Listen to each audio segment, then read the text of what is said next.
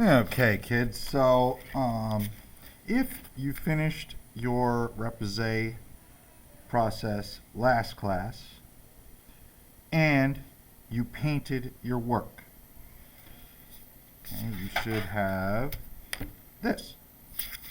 The first thing you are going to do today is you are going to write your name on this gray junk paper down at the bottom someplace.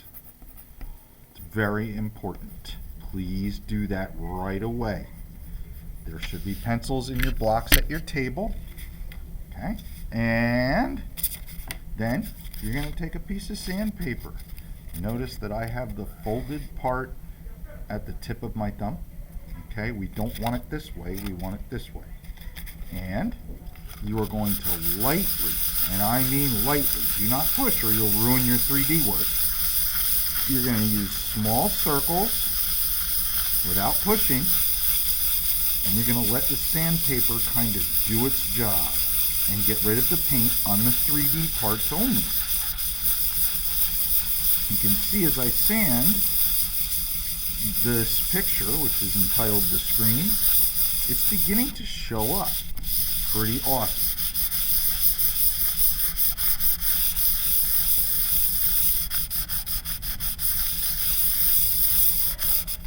Again, I'm not pushing hard with the sandpaper. This is why we didn't want to put a ton of paint on the paper. It makes it nice and easy to bring out our picture. And there you go. It's pretty cool. So then, you are going to take your work and you're going to flip it over. And you are going to see the opposite side, which you are also going to paint at this time. So you're going to come up front, you're going to get black paint and a brush, and sitting on this gray paper, you're going to paint a nice thin layer of paint onto this. Then you are going to go up front, you're going to get a piece of long cardboard. You're going to get one of these tree pictures. And because I had a ton of extra metal, you're going to get one of these long pieces of foil. Alright, so for this particular one, not only are we going to use the Repusse process, we are actually going to be doing something called chasing as well. So, you're going to take this picture, you're going to put it kind of in the middle of your strip of foil, and we are not taping it down this time, so you have to kind of keep it steady. And I want you to fill in the entire tree.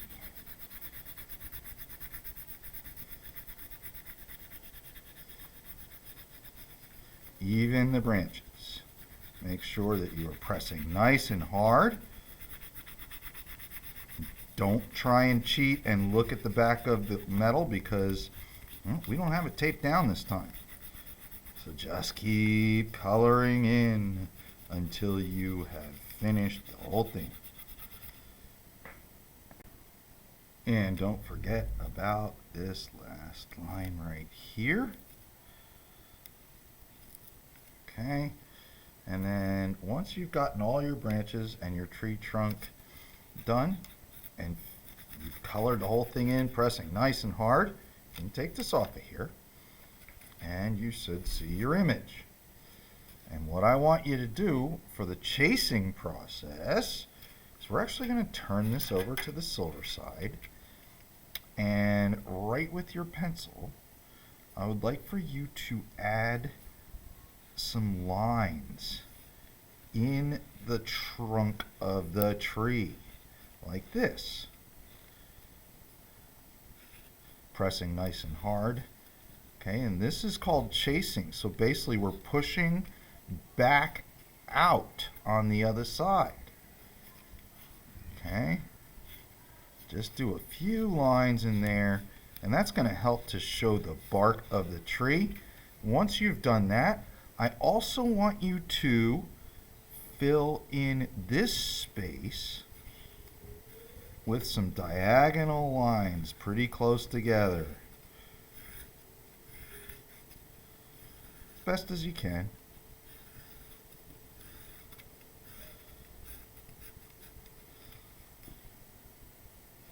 And then do the other side with the same type of diagonal lines, pressing nice and hard.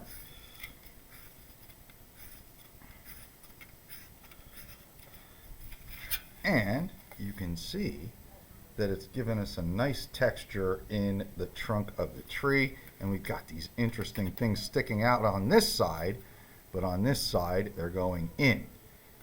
Okay, so we kind of chased what we did first by going the opposite way on the silver side.